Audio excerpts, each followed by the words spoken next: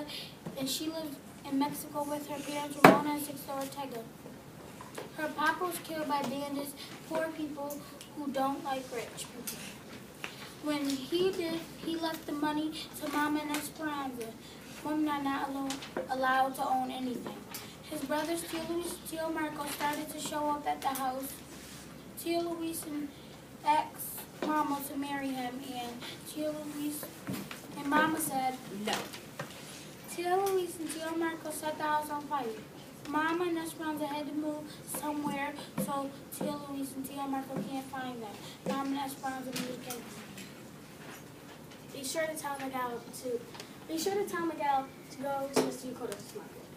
Hortensia had been right about the weather. The fall rains had gone. The valley's air crisp and clean from recent rains. They drove along fields of tall, feathery asparagus plants that she would soon be packing citrus fruits. We played their leftover fruit like decorating a Christmas tree. And even though it was still cool, there was an expectancy that Esperanza would smell a rich, bloomy odor that promised spring. Miguel, why must we always drive so far to shop at the Japanese market when there are other stores closer to ours? Some other markets owners are not kind to Mexican as Mr. Ricardo. He stocks many things that we need along, and he treats us like people. What do you mean? Esperanza. People here think all Mexicans are like. They think that we are uneducated, dirty, poor, and unskillful. It does not accord to them that many have been trained in professionals in Mexico. Esperanza looked down at her clothes. She wore a shirt waist Esperanza looked down at her clothes. She wore a shirt waist dress that used to be Mama's, and before that, someone else's. Over the dress was a man's sweater that several buttons missing, which was also too big. She leaned up and looked in the mirror. Her face was tanned from all the weeks in the field. And she had taken to wearing her hair in long braids like Hortensia's because Mama had been right. It was more practical that way. Miguel, how could anyone look at me and think I was uneducated? He smiled at her joke. The fact reminds Esperanza that, for instance, have a better education than most people and children in this country, but no one is likely to recognize that or take the time to learn it. Americans see us as one big brown group who are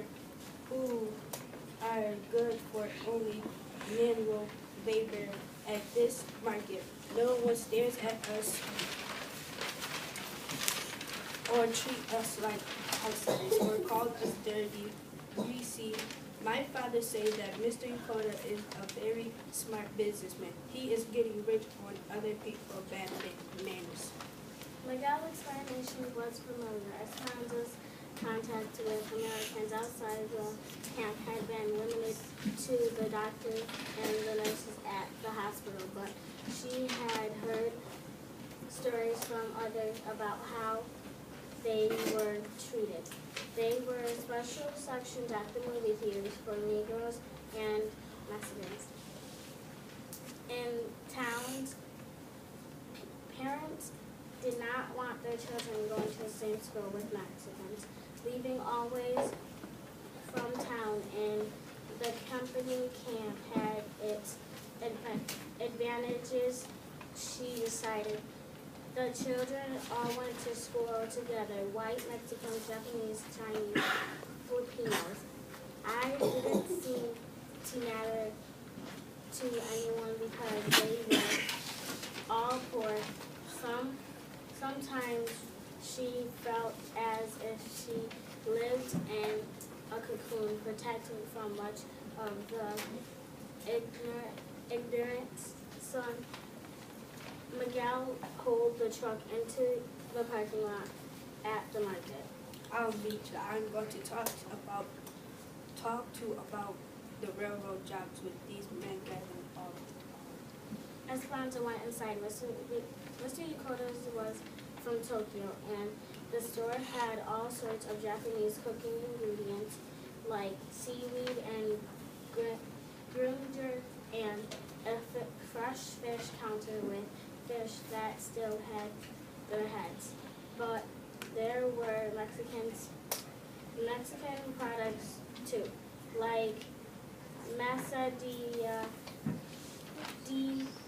hoya for tamales, chilies for salsa, and big bags of dried beans for fringos.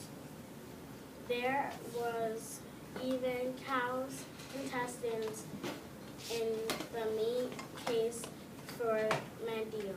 And other specialties like chorizo and pig feet. Esperanza's favorite part of the store was the ceiling that was crowded. A particular combination of Japanese paper lanterns and piñatas shaped like stars and donkeys.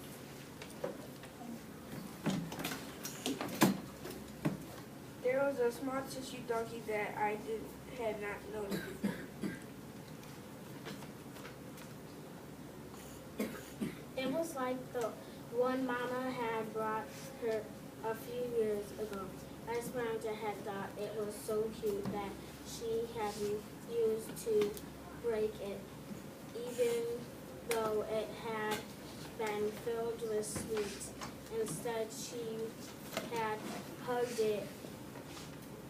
it in her room above her